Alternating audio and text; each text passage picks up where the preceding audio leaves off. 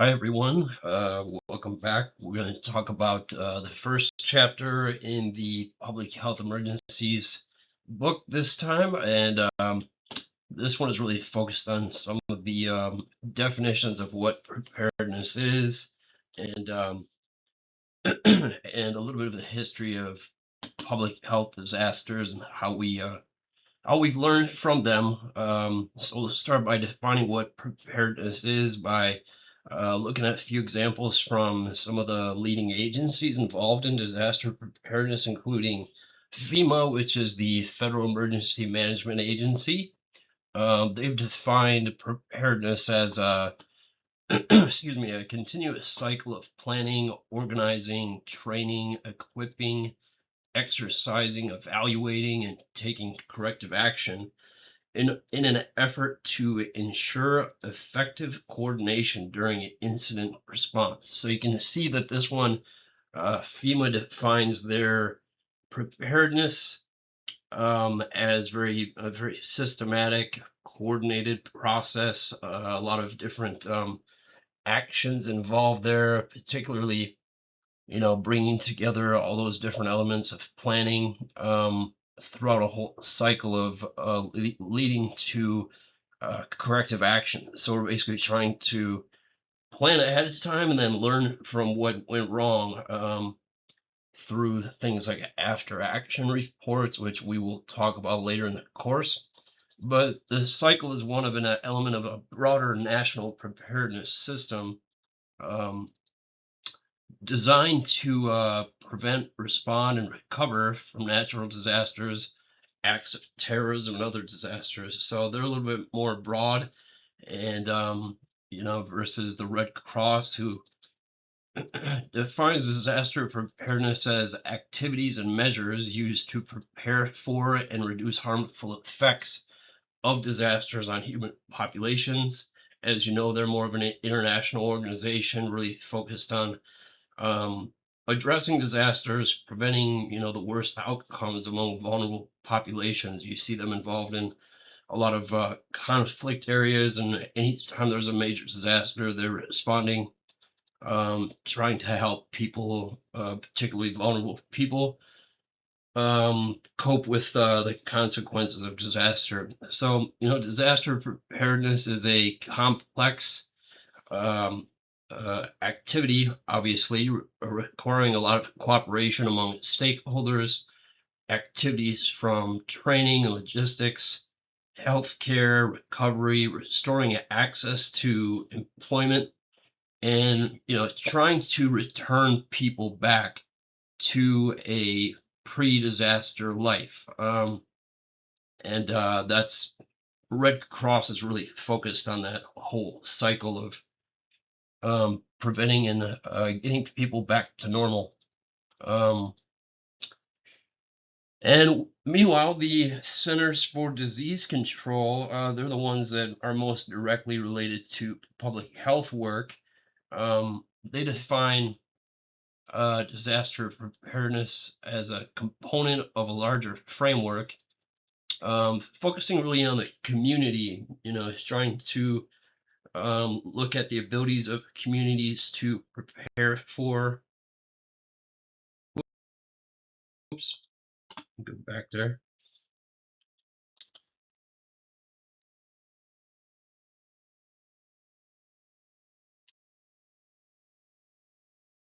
I can't figure out how to go back to the last slide without starting all over, so I'm going to keep talking about the CDC as I was before I accidentally hit the slide forward.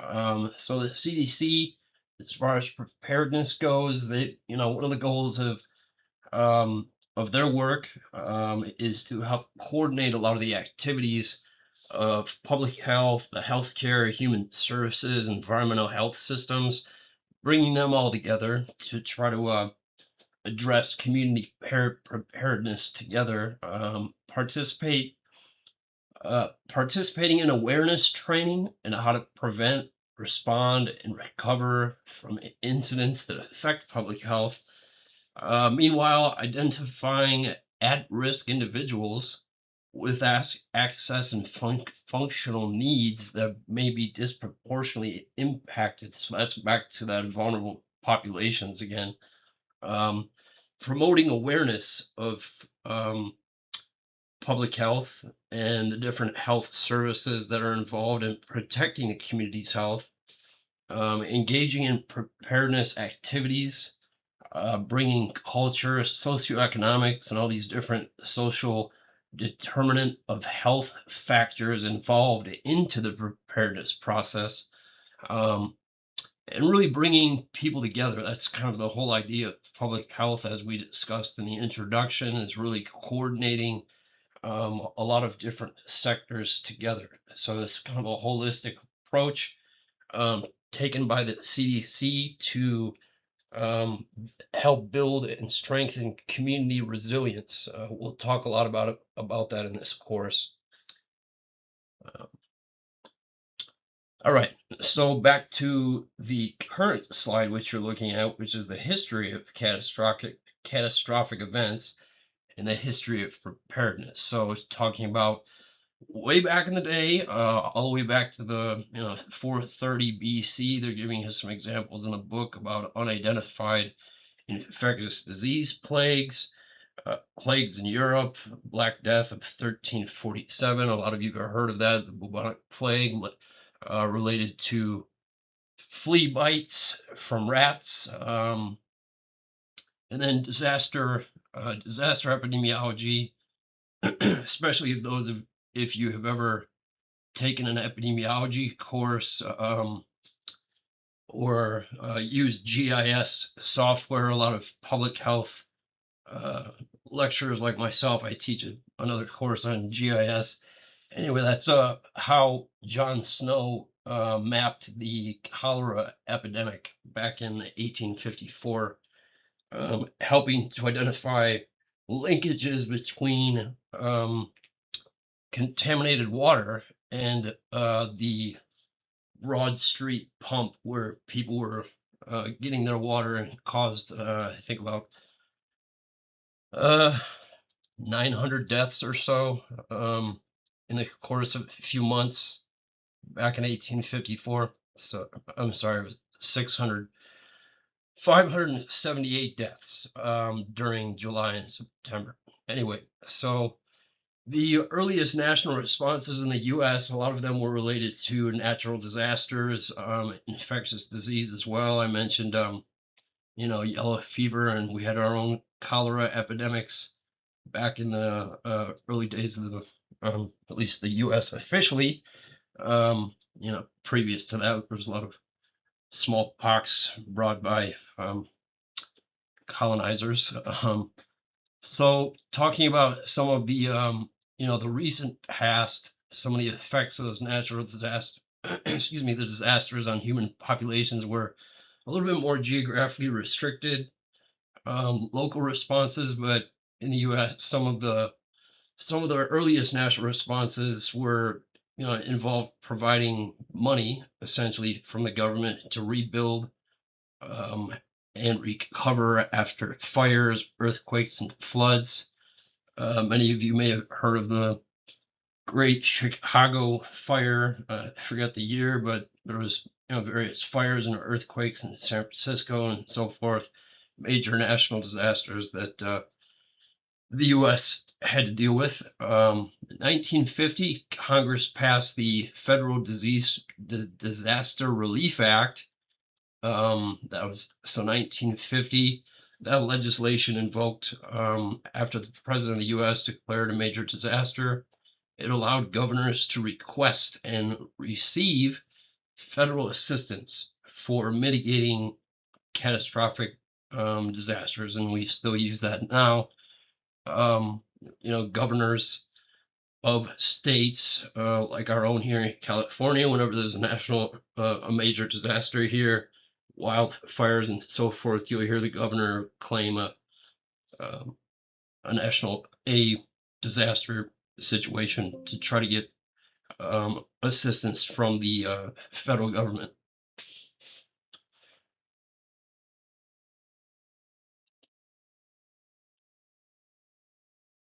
So continuing along those lines, national security and civilian protection after the end of World War II in 1945, there was a lot of tension between the U.S. And its allies and those allied with the Soviet Union. That eventually became the Cold War. And the nuclear arms race escalated between those two.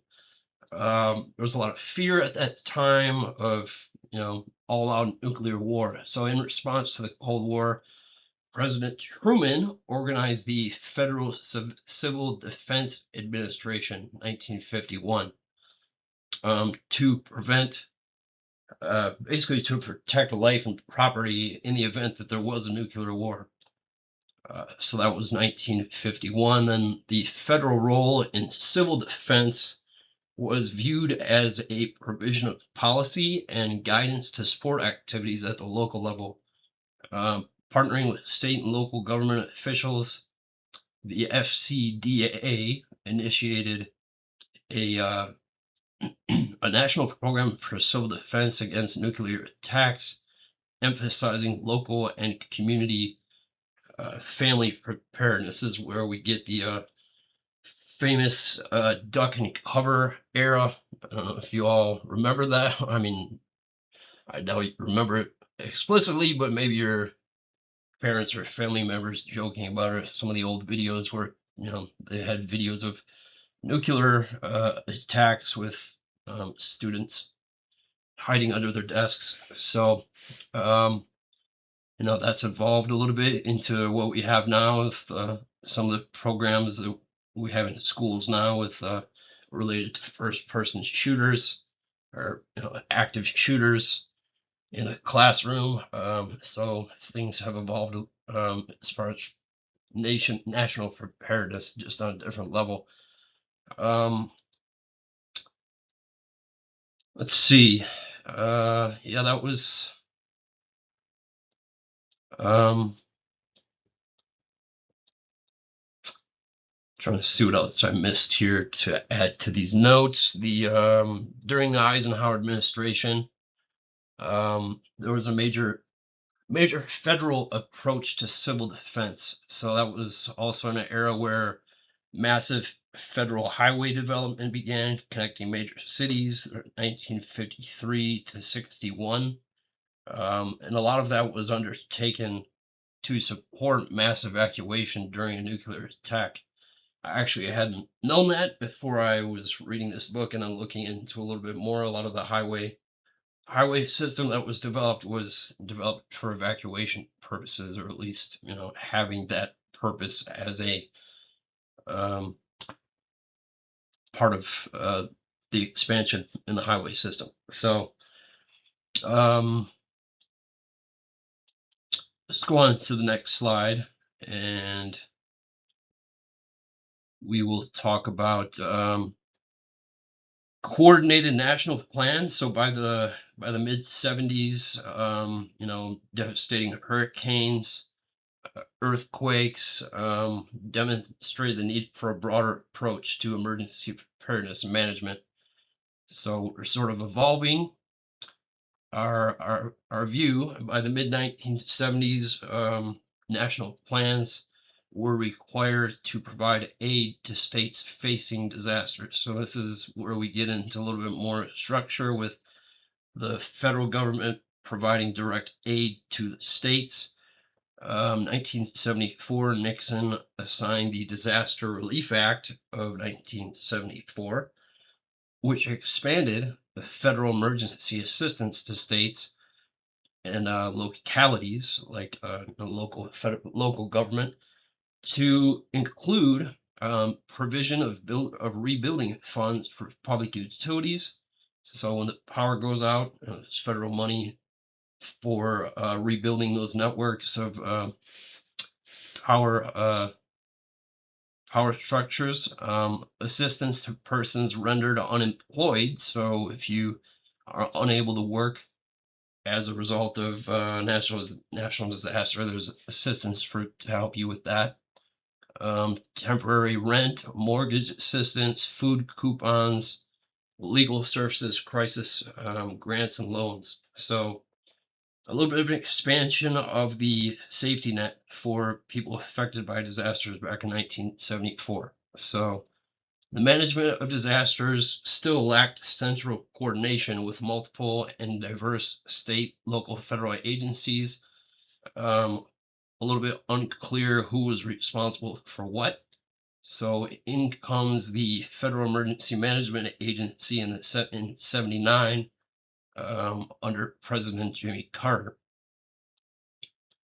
That goal was to establish central coordination. So having the White House, the states, National Guard, and other national and state agencies streamlined process for sending resources to the location of the event.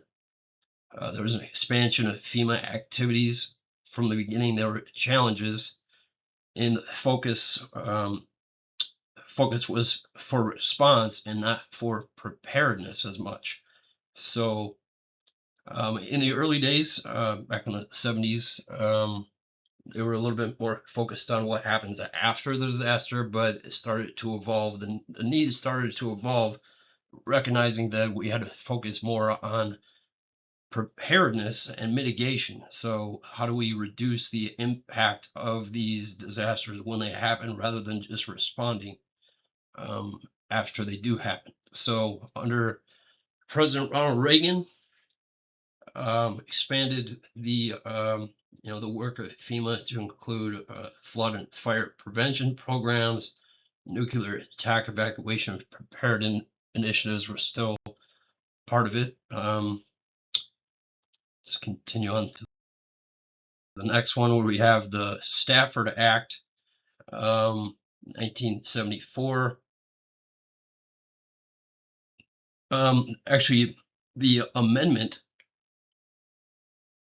the Robert T. Stafford Disaster Relief and Emergency Assistance Act, which amended the Disaster Relief Act of 1974. So we're amending something that was took place in 74.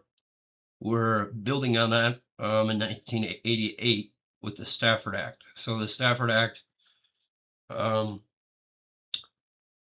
is pretty foundational to a lot of stuff that has happened since 1988. So we really built on the Stafford Act recently. So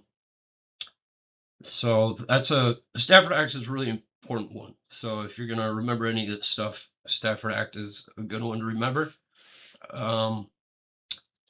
Its provisions authorize, upon request from a governor, like here in California, the governor would request that the President of the United States declare a major disaster or emergency. The local state resources, when those are overwhelmed, the government, state government will request the presidential declaration of emergency. So at that point, direct comprehensive federal aid administered by FEMA begins flowing to the affected area. The Stafford Act allows the president as well as the governor. The governor requests it of the president, but the president himself or herself can directly declare an emergency without a governor's request. So if it's bad enough, something happens, the president can immediately declare an emergency without a governor even needing to do so. Or without a governor needing to request it. Especially, if there's a major event that affects federal resources directly. So the federal response plan, as Cold War was escalating in the 89 and 90s, the concern for preparedness, including peacetime natural disaster preparation, became less prominent in public policy debate. So we're sort of stopping our obsession with nuclear preparedness in the 80s and early 90s and focusing more on natural disasters, response to that as a more realistic and um, thankfully, more of a relevant disaster focus on earthquakes, floods, hurricanes, and some other man-made disasters, chemical spills, and so forth. Um,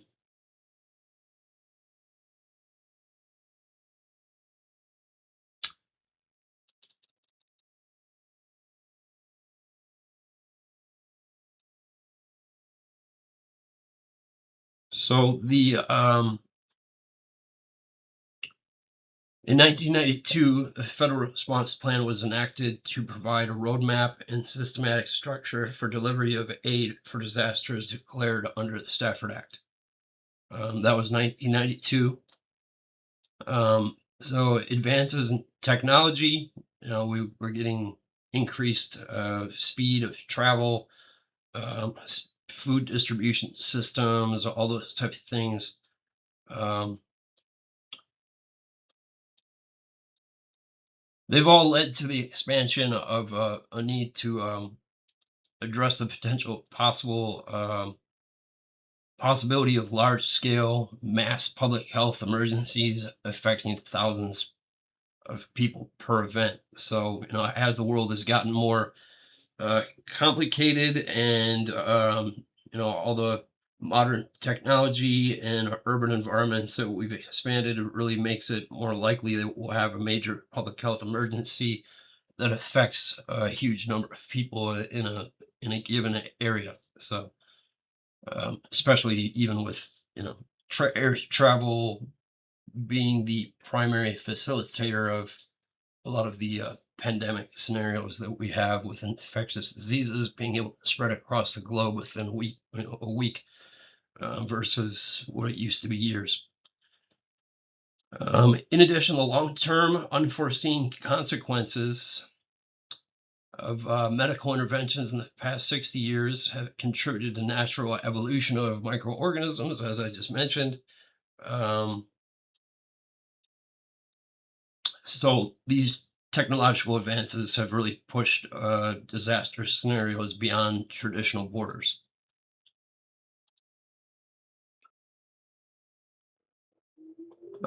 Terrorist activities, international and domestic terrorist activities in the 90s altered the course of public health and perceptions of national vulnerability to deliberate threats. There's some scenarios, some things that happened, including in Tokyo, where we had a release of sarin gas. There was a threat of bubonic plague, Oklahoma City bombings, and various biological agents were threatened over the past.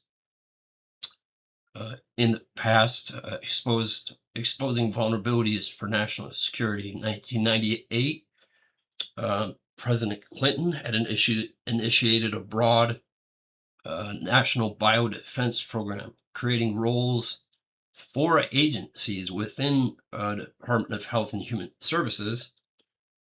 This biodefense program included investments in pathogen genome sequencing, so we're using better lab techniques to potentially identify microorganisms that might be dangerous in a bio attack. Vaccine and therapeutics research, improved diagnostics and detection strategies,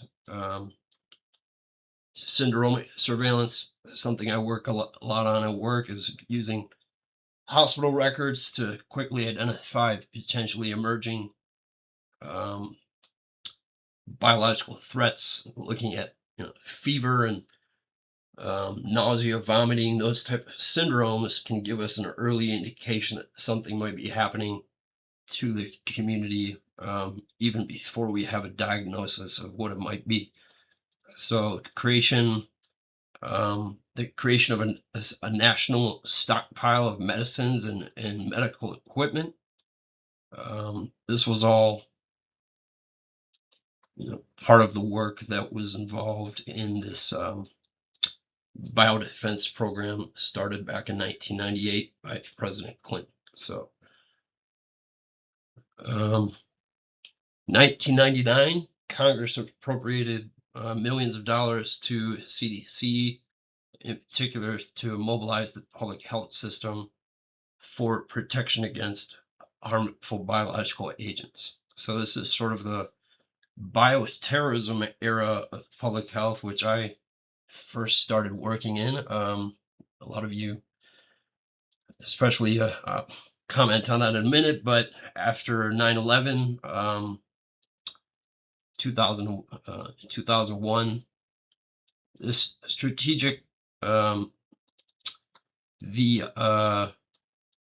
national pharmaceutical stockpile led by the CDC, it was developed basically a huge cache of medications that can be deployed when there's a biological threat, so threat to the public health. So the National Pharmaceutical Stockpile was also in charge of, dispensing this type of stuff, equipment to local, state and local assistance as needed. So the response after 9/11, where, as you recall, there was the use of commercial jets as weapons of mass destruction, changed the way emergency preparedness was perceived.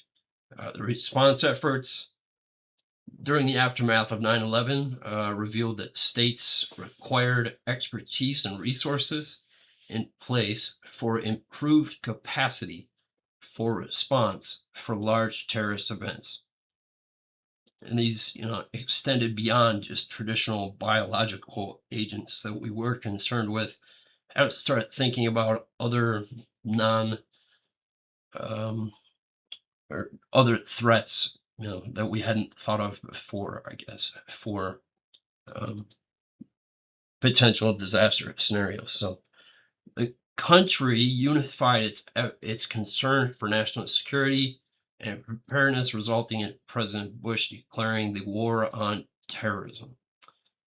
Within weeks, the war on terrorism launched a military campaign to tamp down on insurgents in Afghanistan. So it's part of history there. Next, we're talking about under George Bush, the Homeland Security Act of 2002. So this is basically when we actually first heard the term the Department of Homeland Security, DHS. So still around, obviously in the news a lot lately. Homeland Security back in 2002, and they established a comprehensive national response plan in 2004. So the plan was designed as a set of instructions for the federal government in the event of a presidential disaster declaration. Right around that time, we see the emergence of the National Incident Management System, which you will learn a lot more about as it relates to some of the homework assignments, learning ICS structure, which is the Incident Command System, fits in there with this National Incident Management System. 2004, this began sort of a national template for how agencies work together. This is actually very, very important for the way we do business now in public health response and preparedness, is using that National Incident Management System. And you will learn more about that. So the next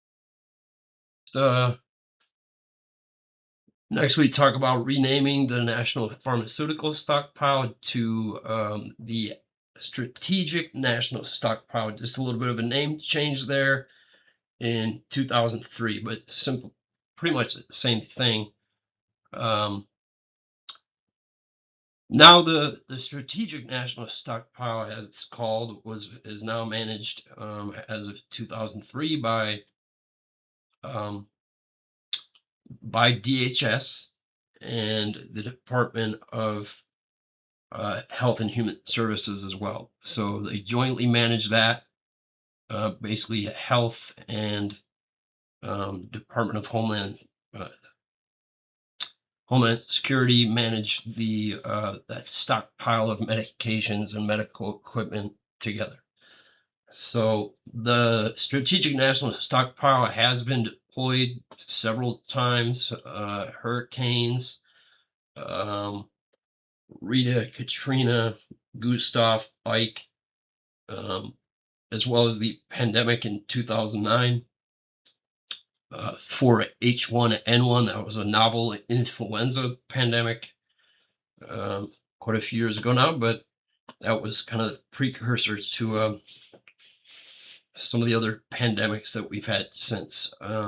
Hurricanes, quite a few hurricanes, but also the Strategic National Stockpile was used to provide services for, or equipment for the Ebola outbreaks that we had in 2014, 15, Zika virus outbreak in 2016, and then several other hurricanes in 2017. 2018, the Strategic National Stockpile moved away from the CDC to the Assistant Secretary of Preparedness and Response. So that's called ASPR, ASPR. The Assistant Secretary of Preparedness and Response. They're heavily involved with disaster preparedness now. The City Readiness Initiative, this was launched back in 2004. That is launched to provide medical countermeasures. So preparation, coverage, practice, form of drills in the large cities. Essentially, we're just trying to get major cities ready for preparing for a disaster. Cities Readiness Initiative, CRI, back in 2004.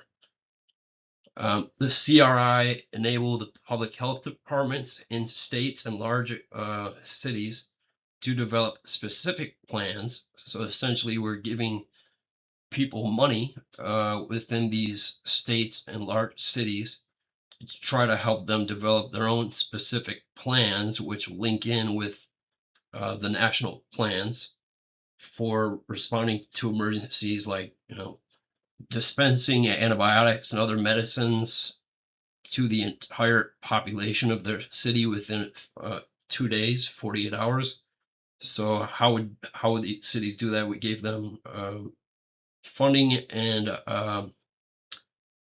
resources to plan that out. By 2006, the Cities Readiness Initiative had expanded to 72 metropolitan statistical areas. That's basically just a federal definition of a urban area. It's a MSA. So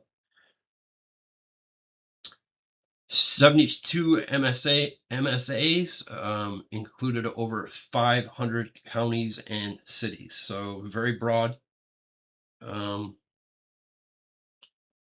representing more than 57% of the U.S. population. So this initiative really tried to capture where people living in harm's way might potentially, what those urban areas in particular might do to respond to protect people living in, more than 60% of the U.S. population. So, Hurricane Katrina. We're talking about major disasters now since 9/11. Hurricane Katrina.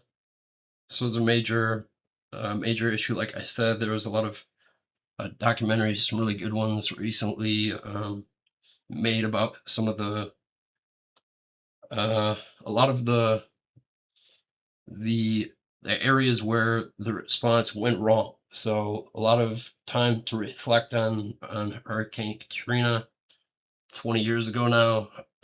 Really changed the way a lot of public health responders viewed emergencies the way the public did. It was very impactful. So multiple challenges with it.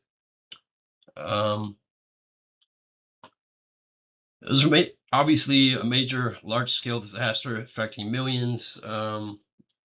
The flawed, some of the flaws included the flood control system, which basically broke. All those levees broke and allowed 80% of the city of New Orleans to become flooded. So it was transportation systems halted. Thousands of people were left stranded. About 1.5 million people had to evacuate their homes. They tried to move people to the Superdome in New Orleans, which was woefully inadequate for the situation. Many people in those shelters had chronic medical conditions that medical services were not providing care to. Storm exposed complications with social and economic vulnerabilities. Again, talking about vulnerable populations, how we need to do our best to plan for folks who need extra care. Most people displaced by Hurricane Katrina were predominantly African American, 76%, largely unemployed, 53%, 66% didn't own homes, 47% lacked health insurance, and 56% had chronic health conditions. So extremely vulnerable population that was not treated very well at all. So approximately half these evacuees lacked medications, so that's a major issue during relocation of an aftermath of a storm. Trying to get people who need medications, diabetes, and so forth. If they're not having their medications, severe outcomes can be quick to follow. So storm and its aftermath highlighted intricate dynamics, social vulnerabilities, the effects of poverty on survival, recovery, and resilience. The response to Katrina challenged public health, public safety, social services, federal government, all the agencies involved. Revealed significant gaps in preparedness. Thousands of children were affected by the storm, children with disabilities as well, persons with disabilities. Long-lasting effects are still, I don't know if any of you are from that area, but it's clear that recovery still 20 years later is slow to reach some areas that were affected still. So the National Commission on Children and Disasters, formed in 2007 in response. It published recommendations in 2010 on how to improve national child protection during emergencies. It's one of those follow-up reports that points out a lot of the things that went wrong.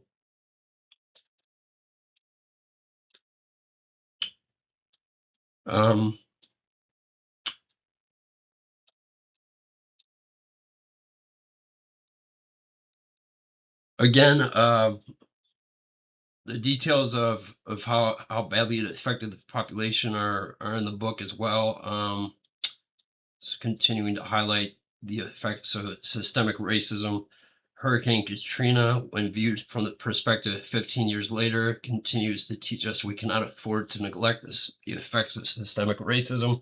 And again, I would highly recommend some documentaries. I can put those in the chat. You can watch about some of the events that happened if you want to get a perspective on how real that was. So the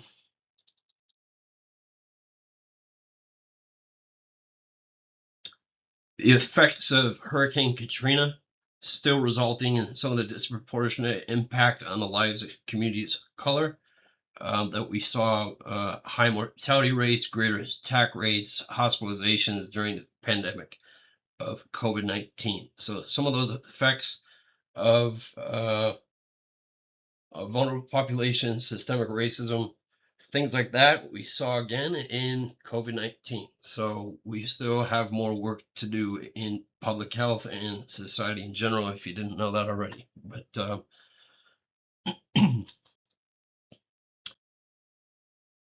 next uh, the next slide here is talking about H1N1. This was 2009. First known case in the United States was in April of 2009. The virus was it was a new virus. It was highly transmissible and affected children more than the elderly. So that's usually a major public health disaster in the making, is if we start having high impacts of morbidity, mortality on children. Um, in addition, a notable majority of infected persons had a lot of variety of underlying conditions. We see this a lot with respiratory illnesses, particularly with COVID-19 as well. People with comorbidities were at high risk for severe outcomes. Um, the United States had mounted a comprehensive, multifaceted response to the pandemic, with CDC leading the effort. Scientists at CDC sequenced the genetic structure of the virus, quickly uploaded it to publicly accessible international influenza database, which enabled scientists around the world to use the sequenced information for public health research and vaccine development. We saw this again later with COVID, how scientists were trying to collaborate on how to speedily develop a vaccine using the shared genetic structure analysis. CDC activated its Emergency Operations Center in April of that year as well, 2009. Coordinated the response, which included surveillance, contact tracing, laboratory response, communications, identifying at-risk populations, distributing medications for antivirals, and then distributing test kits to laboratories. States and local laboratories were provided with testing kits to identify the virus, developed by CDC lab. The strategic national stockpile was activated. So providing about a quarter of the supplies in the stockpile for protection against transmission. Supplies included antivirals, personal protective equipment like masks and respirators, gowns and gloves. Federal government had purchased 50 million doses of antiviral drugs for the SNS, the Strategic National Stockpile. In June of that year, 2009, the World Health Organization declared H1N1 an international pandemic, the first such declaration in 40 years. By that time, the mitigation and efforts in the US were well underway. So that's a few months after the initial cases were identified. WHO declared that international pandemic. So the influenza immunization program, July 9th of 2009, so right after WHO declared the pandemic, Health and Human Services and DHS, Homeland Security, Department of Education, the White House met with a variety of partners to discuss existing pandemic plans, what the lessons learned were, preparedness priorities, and so forth. In July of that year as well, 2009, NIH, National Institutes of Health, began a series of clinical trials to pilot test vaccines developed by 2 manufacturers. By September, Food and Drug Administration, FDA, had approved 4 vaccines.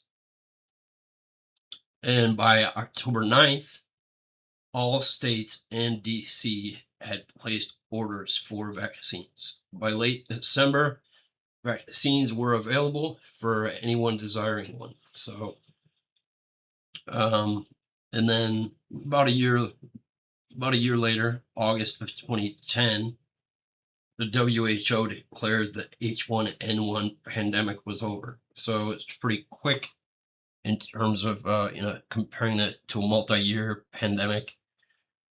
H1N1 was over pretty quickly within a year.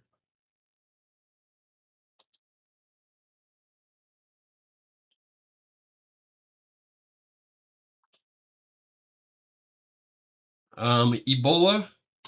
Um,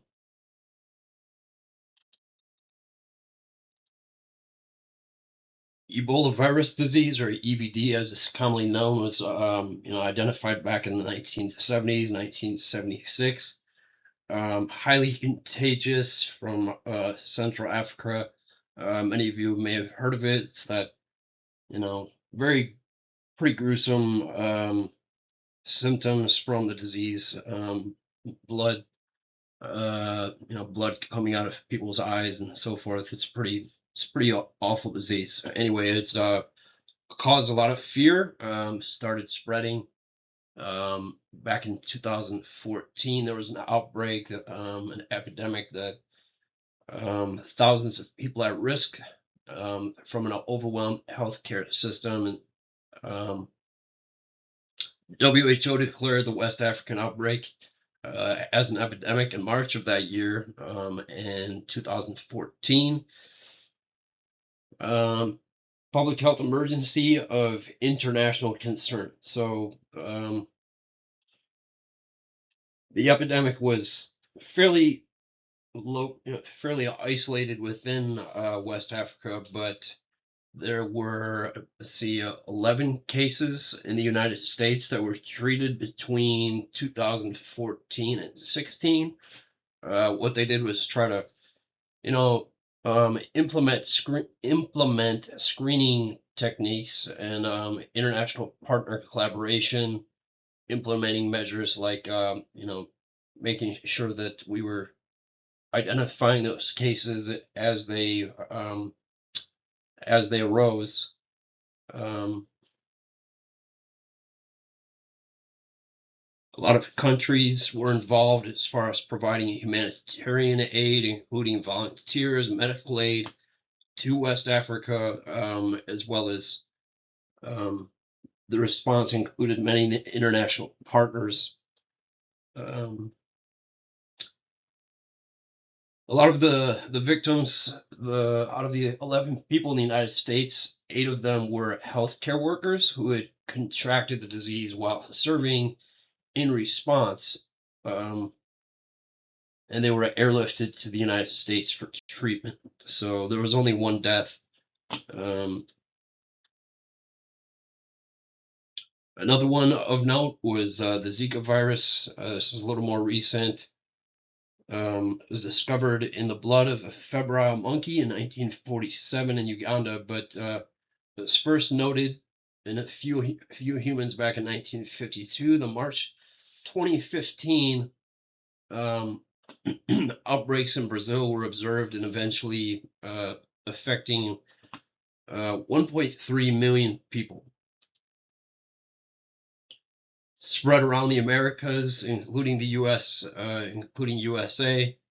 Zika virus was associated with Guillain-Barré syndrome, which includes muscle weakness and sometimes paralysis in adults. But the greatest risk was to fetuses of pregnant women. Exposures to the Zika virus during pregnancy resulted in some fetal deaths, as well as a condition called microcephaly, which is essentially a shrunken skull. So the births that were born were distinctively identified by that feature, in particular birth anomalies. Most cases were determined to be vector-borne, result of the Aedes aegypti mosquito.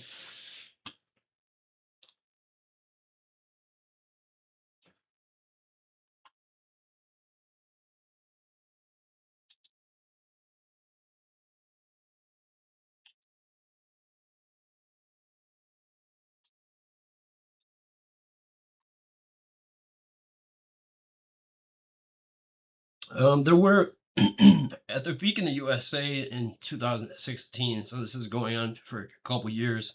Local mosquito transmission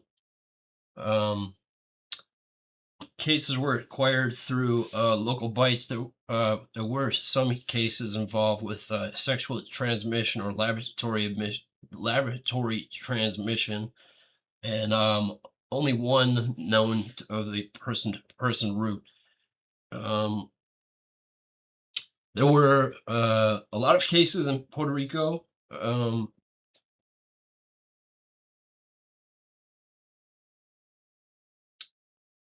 Let's see. Moving on to see if there's anything else about Zika I wanted to say. That's pretty much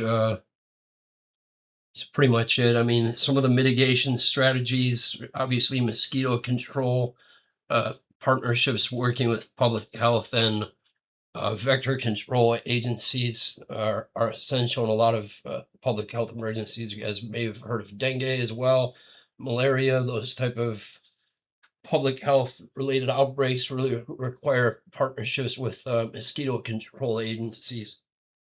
And we at Public Health work quite closely with our local mosquito control agencies to share information and respond when mosquito populations are getting too high. So COVID-19, obviously, the big one we've all experienced.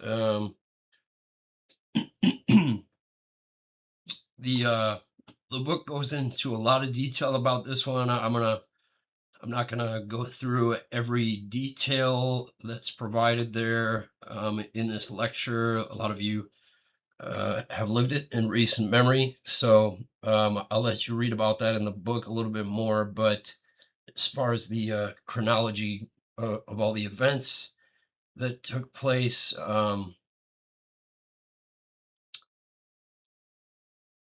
you know, this I'll kind of skip through these here. Excuse me, skip through here and talk a little bit more about the coordinating aspects of some of what happened. So let's remind ourselves a little bit about that. Um,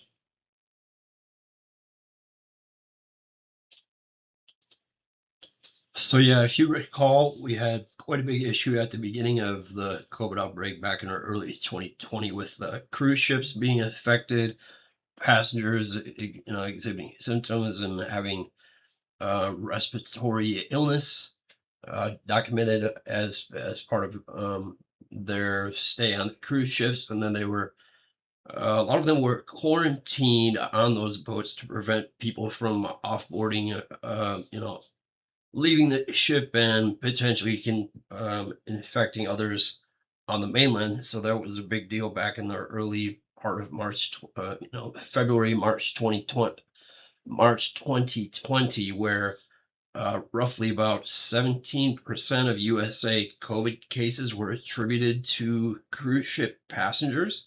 Um, Eventually, the cruise lines started suspending operations, and then CDC on March 17th recommended that all worldwide cruise travel be deferred. Um, and then on that same day, March 17th, 2020, President of the United States declared a national emergency. Um, there were still a lot of regional outbreaks around the world, but the USA became the country with the most COVID-19 infections, with over 81,000 cases and 1,000 reported deaths, um, exceeding the original outbreaks in China and in Europe. So USA became the sort of the epicenter of COVID-19 in March of 2020. The viral spread continued and hospitals became inundated.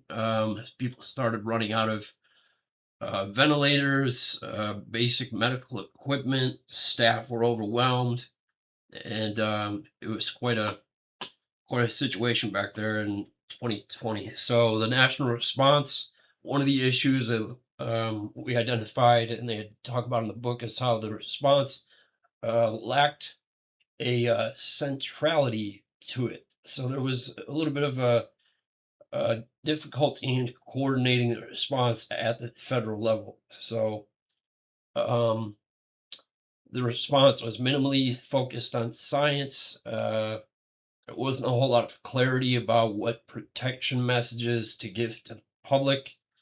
Um, Coordination across the different agencies, FEMA, CDC, uh, ASPR was really not very good. So the role of the Strategic National Stockpile, which had been used previously, was not used very well in this particular situation either. Um, Policies regarding mitigation strategies like wearing masks for protection and social distancing became political. Large swaths of the population um, linked mitigation with culture wars. State governors were put in difficult positions. Some of them, some states were working to gather medical supplies and deal with price gouging of medical equipment. Um, and the federal government ended up sort of competing with states for acquisition of those medical supplies. In the backdrop of the pandemic, schools were closed, businesses were shuttered, millions of people lost their jobs, small businesses were forced to close due to dwindling customer base.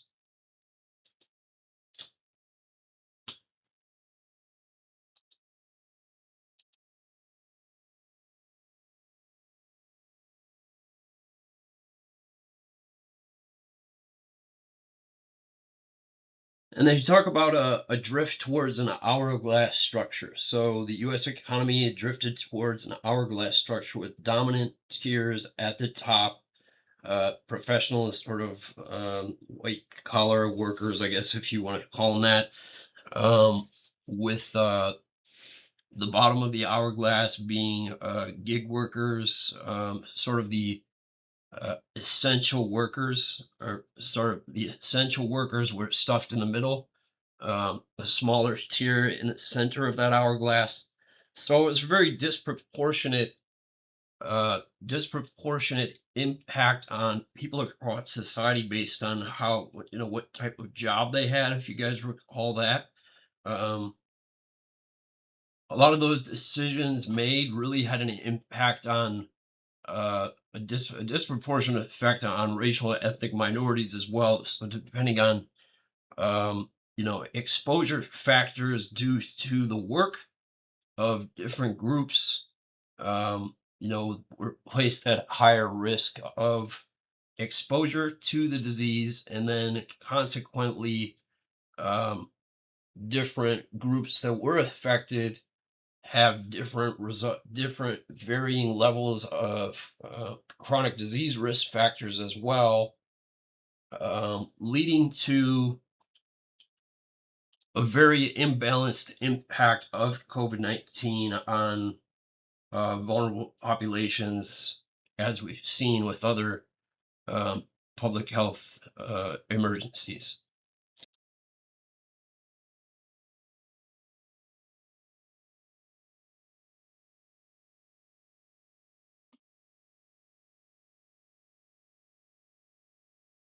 So they talk a little bit about occupational risks as well. People employed, depending on your, this was a large theme throughout the COVID-19 pandemic was the your employment status and where you worked, high exposure occupations. We had to make those decisions whether or not it was worth going to work and risking exposure to a potentially deadly virus or getting paid or not. The government mandated COVID-19 restrictions affected a lot of businesses with millions of people losing their jobs. So that was leading to the CARES Act, which was essentially a stimulus package for $2.2 trillion in funding to provide aid to unemployed and struggling businesses, payments directly to people, um, funding to accelerate the development of a vaccine, um, and that effort actually led to a collaboration between the public and private sector, which allowed several companies to develop and test a vaccine fairly quickly.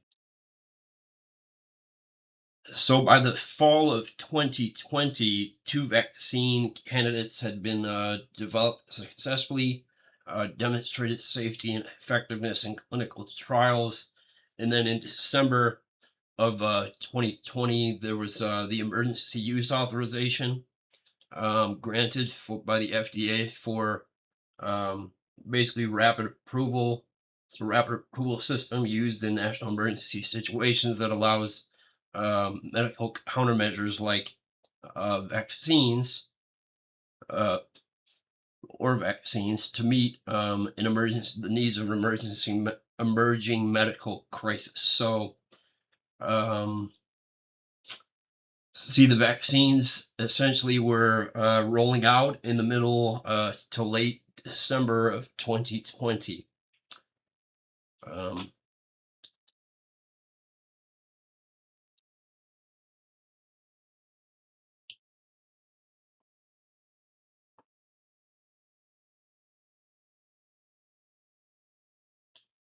so let's talk a little bit about the have a bit of a discussion here about the concerns of global scientists and public health professionals.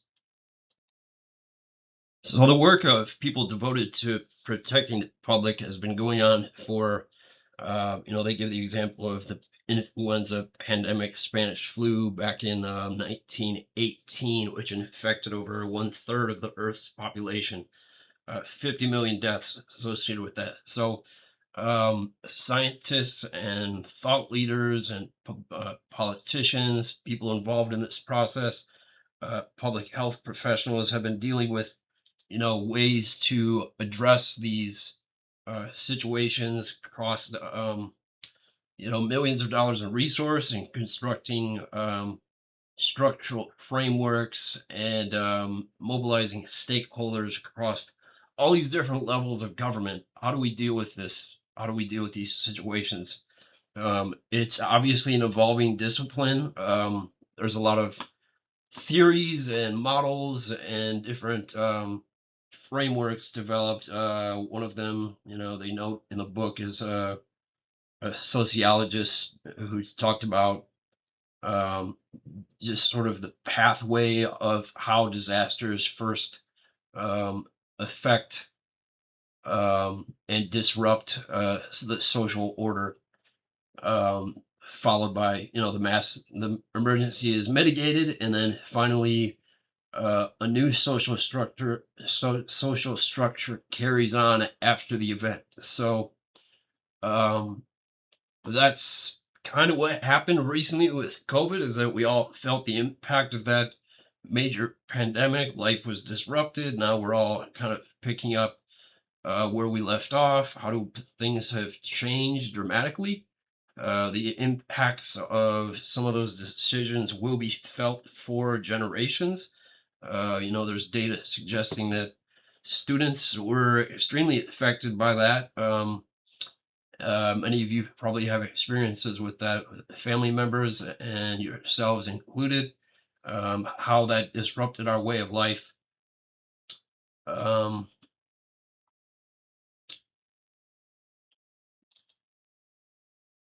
so part of the discussion here was that how a lot of the planning that went into previous thought leaders and thought models related to preparedness relied on some potentially flawed assumptions about how things work, because relying on the assumption that society is perfect and so forth before an emergency happens, where social structure, everything is sound and cohesive with everybody acting mutually to support a whole. The healthcare system is working well. Everybody's able to access care, and a lot of those assumptions are obviously are false, and we need to learn from experiences like COVID-19 that really sort of took the mask off a lot of the structural flaws in our organizations, same way as perhaps Katrina did, really opening our eyes to some of the socioeconomic inequalities and systemic flaws in the way we communicate and how we, especially within public health, how do we relay, how do we translate information to the public? That was one of the biggest issues with COVID that I saw was just public health, with major issues coordinating between different agencies at the local and federal levels. What is our message? And that was very difficult to relay to the public. Caused a lot of confusion and a lot of unnecessary magnification of the pandemic.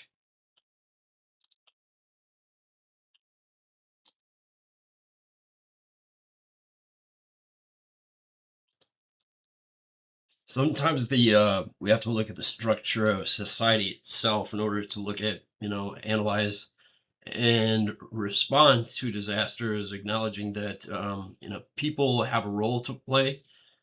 People in society in general have to have a shared sense of mutual identity, cooperation. Like, what do we have to be moving together towards a common goal, and that during disaster obviously is to present the loss of life and getting people back to society functioning smoothly is our common goal.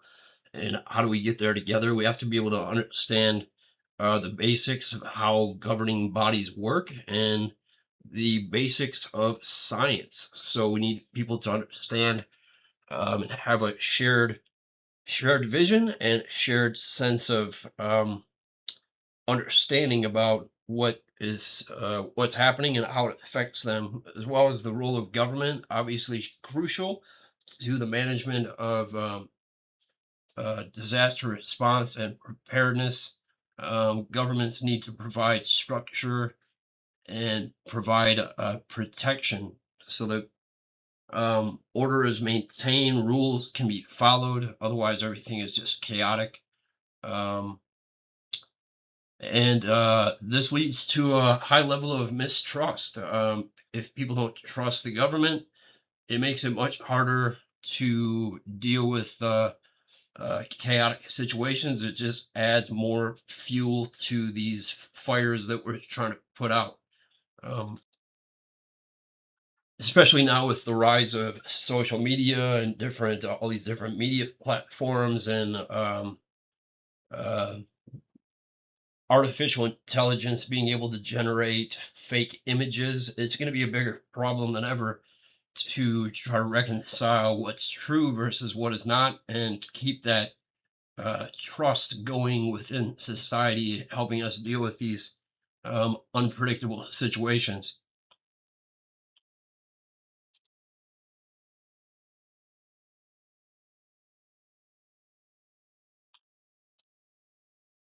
So a strong public health role, let's talk about what that would be. Public health system in general has to be in place nationwide and functioning very well. That's why it's more important than ever. And some of the lessons we did learn from COVID was how to strengthen that system. A lot of that was due to recognition that systems that we had in place, whether it was data systems or laboratory capacity, those things had to be improved and highly functional. Um, and we have to maintain that now so that we can continue to be at a level where if something does happen, we don't have to go backwards and start from systems that were inadequate years ago. We have to maintain them in a way that lets us respond and go forward. In this next point here, talking about social contracts and healthcare, essentially we're saying, this idea that we need to take care of our vulnerable people on a daily basis, even before there's an emergency. If we're not able to provide safety and structure and you know, taking care of vulnerable populations like the homeless, those who don't have insurance, aren't working at the moment. If we're not taking care of them now, it's going to be much harder to take care of them during an emergency because they're not in a position where they can do things that a lot of other people might have access to, and be resilient in that way. Same thing with the essential public health services. We need to be doing these things well in the absence of an emergency, so that when an emergency happens, there's no gaps in how we perform these essential public health services. More of a continuity of what we are already doing and building on that, rather than having to be in a position where there's an emergency situation and we're not doing what we should have been doing already, and now it's even harder to do that in the middle of chaos.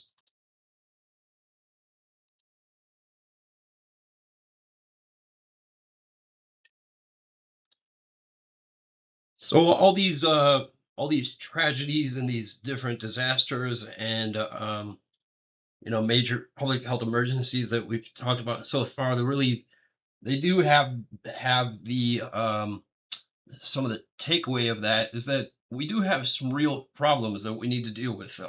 Societal structure, communication issues, disparities. A lot of these obviously are magnified during these emergencies, and more than ever, we have to deal with those underlying issues. Preparedness in itself depends upon a strong system being in place to protect and sustain life under normal everyday circumstances, and that's gotta be in place in order to build resilience and allow the system to function under strained circumstances. Obviously, why we're here right now, having this class, is to help train a new generation of public health leaders who will understand the complexities of not only emergency preparedness, but understand the complexities of society itself. We live in a very difficult, challenging world, and a lot of the principles that we'll discuss in this class apply broadly. Those essential public health services, different ideas about how to systematically approach these issues and address them in a collaborative way across local, state, tribal, and national partnerships is going to be essential to doing that. So, all right, thank you for your time. We will talk about chapter 2 next.